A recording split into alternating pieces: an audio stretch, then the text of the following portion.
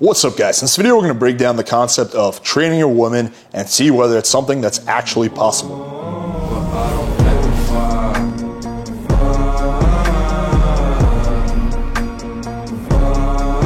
So this concept of training your girlfriend is quite popular in the Red Pill community. I've heard Donovan Sharp talking about it, I've heard other Red Pill YouTubers talking about it. And the basic premise goes something like this.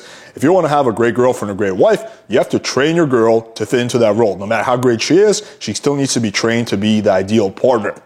So obviously poor choice of words here, because of the negative connotation that comes with the word train. But aside from that, let's take a look at the actual idea. Do you need to train your girl to be the ideal partner?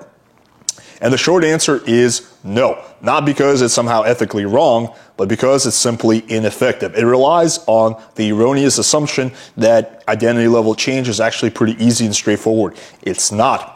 If you want a girl to change her behavior, she's going to first want to change herself. So she's going to have to come to you and be like, hey, I have these bad habits. I want you to train them out of me, or I want you to help me change. How often does that happen? Almost never. Secondly, she's got to be willing to put in the work. Identity level change takes time. That's why you don't go to therapy once or twice and then you're good. You go to therapy for years. So this shit takes a lot of work. And thirdly, you're going to have to play therapist to her for a long time. Do you want to do that? Chances are you don't. Okay, so what is the solution here if you can't, train the ideal partner?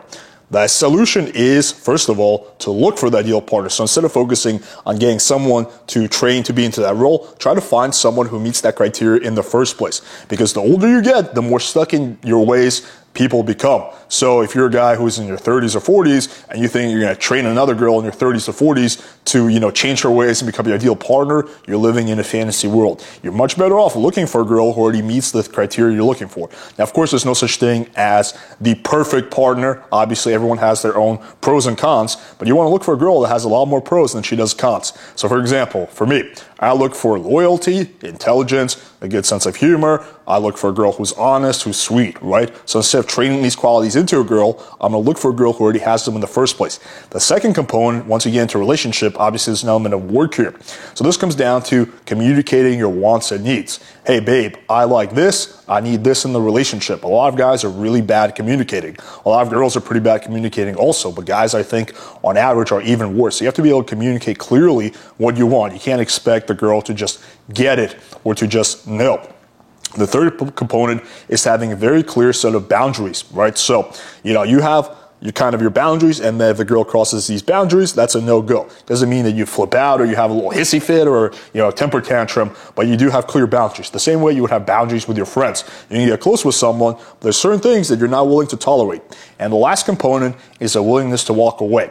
So recently I was watching the whole Will Smith, Jada Pinkett Smith thing, and one of the interesting things I found that Will Smith said is that I don't believe in divorce. We're going to make this work no matter what. I'm not leaving, right? And I think that's actually a very bad mindset to have. You always want to have the willingness to walk away. Now, it should be the last resort, but it should still be there. If everything else fails, the nuclear option is that you're willing to walk away. And if you don't have that in the back of your mind, then you're very likely, to wind up in a toxic relationship long term because you're not going to be able to walk your way out of it.